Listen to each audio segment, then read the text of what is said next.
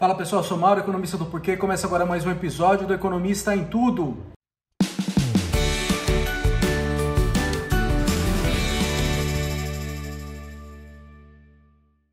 Para você que está chegando por aqui, eu convido a se inscrever no nosso canal e ligar o sino para receber as notificações.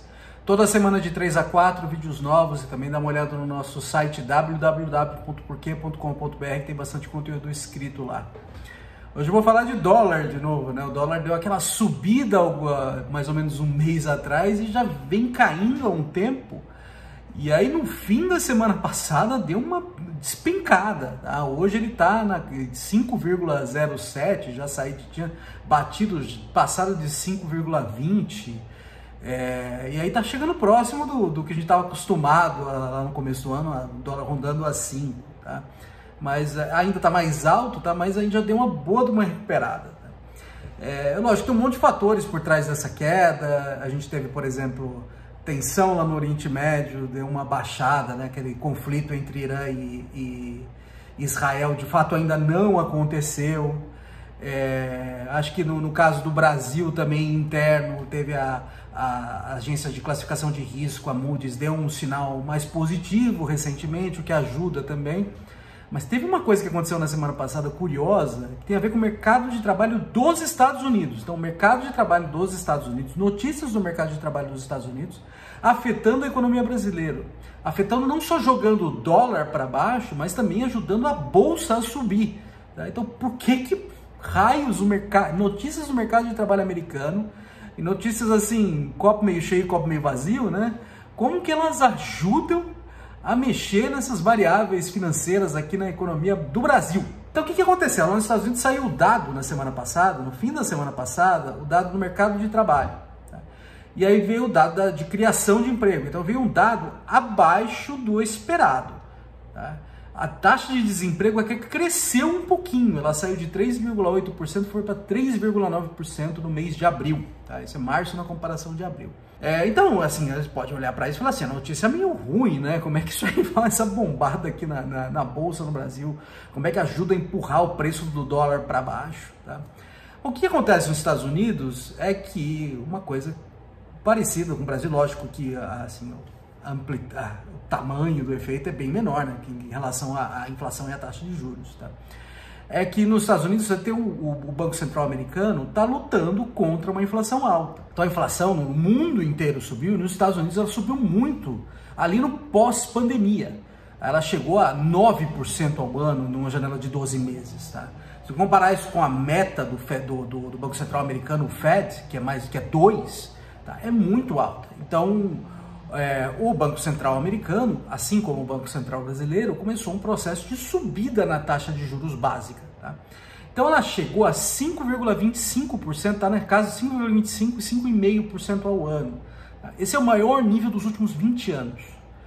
Lógico, assim, comparar com a taxa de juros brasileira, na casa de 10%, parece pouco, mas para os Estados Unidos é um nível bastante alto. Ela saiu lá de 0 na pandemia e ela chegou a isso. Então, por que o Banco Central americano está fazendo isso? Para controlar a inflação. Mas como que, de fato, o Banco Central controla a inflação nesse caso? O Banco Central, ao subir a taxa de juros, ele esfria a economia. Tá? Ao esfriar a economia, ele dificulta a vida de quem está remarcando o preço. Tá? E aí as repasses de preços são mais baixos e, com isso, ele consegue controlar a inflação. Mas para isso ele precisa que a economia esfrie. O que a gente viu nos últimos meses aí é a economia dos Estados Unidos super forte e não dando nenhum sinal de esfriamento. Não dando nenhum sinal de esfriamento, a capacidade dele baixar ainda mais a inflação é baixa. Por quê? Porque aí você não consegue ter esse efeito que eu acabei de comentar. Além disso, com o mercado de trabalho aquecido, as subidas de salários tendem a ser mais altas também. E isso acaba contaminando os custos das empresas e os preços, o que dá gás à inflação. Então, o que aconteceu agora com o dado dos Estados Unidos foi um dado no sentido de desaceleração, que a política monetária está fazendo de fato seu efeito de desacelerar a economia. Mas não foi aquela coisa absurda, desaceleração super forte, foi uma coisa bem contida, na verdade. Tá? Então está dando a impressão que você está indo na situação, na direção de um pouso suave para a economia americana, tá? Que está desacelerando, está desaquecendo, mas a um ritmo relativamente fraco. E isso é, na verdade, uma notícia boa. Ainda que a criação de emprego ia mais baixa do que o esperado, é uma notícia boa para a economia americana. O que significa para o juro nos Estados Unidos? Significa que é alguma perspectiva que o Fed, o Banco Central Americano, pode iniciar um processo de descida na taxa de juros mais cedo.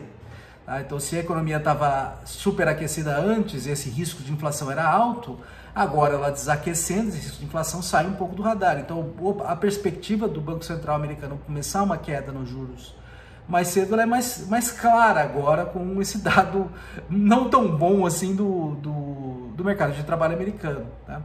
Bom, o que isso significa para a economia brasileira?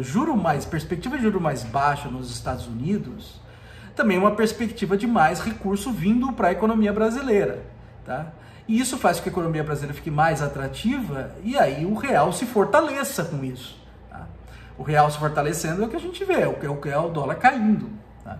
Além disso, essa perspectiva de entrar mais recurso na Bolsa também faz com que a Bolsa dê aquela bombada. Mais do que isso, esse juro potencialmente mais baixo nos Estados Unidos também facilita a tarefa do Banco Central brasileiro em baixar os juros aqui dentro também. Então essa perspectiva de quedas menores na Selic, ela começa a ficar, a probabilidade dela ainda alta de quedas menores, começa a ficar menos provável. Então tudo isso também dá mais gás para a Bolsa, essa perspectiva de juro mais baixo. Mas você pode perguntar para mim, bom, o Fed ainda não desceu a taxa de juros, por que esses efeitos eles já se sinalizam hoje, tá? Por que não só vai acontecer lá quando o Fed baixar a taxa de juros, que aí o dólar deveria cair e a Bolsa deveria bombar? Bom, vamos ver do lado do dólar. Se a gente sabe que em algum momento do tempo, tem uma perspectiva maior, que em algum momento do tempo o dólar vai cair lá na frente, eu vou querer vender dólar hoje já, né? Para poder comprar mais barato lá na frente. Bom, se todo mundo faz isso, o preço do dólar tende a cair já, tá? E a mesma coisa para a Bolsa. Se eu achar que a Bolsa vai subir lá na frente, eu quero comprar hoje para aproveitar, né? Então a Bolsa já sobe hoje. Então esse é um ponto importante. Notícias, perspectivas boas, já fazem com que preços de ativos financeiros, como no caso do dólar e no caso da Bolsa, eles já reajam imediatamente. Você não precisa esperar de fato acontecer. Só a perspectiva disso já faz com que a gente tenha essa reação no preço hoje. Tá? É claro, assim, pode ser uma coisa muito pequena ainda, né, que aconteceu, mas assim, dólar é uma coisa muito difícil de prever. Tá? Não dá para falar, vai continuar caindo, vai continuar subindo. É uma coisa para a gente ficar observando ainda o cenário e ver o que acontece. A gente vai comentando mais aqui à medida que mais informação vai chegando.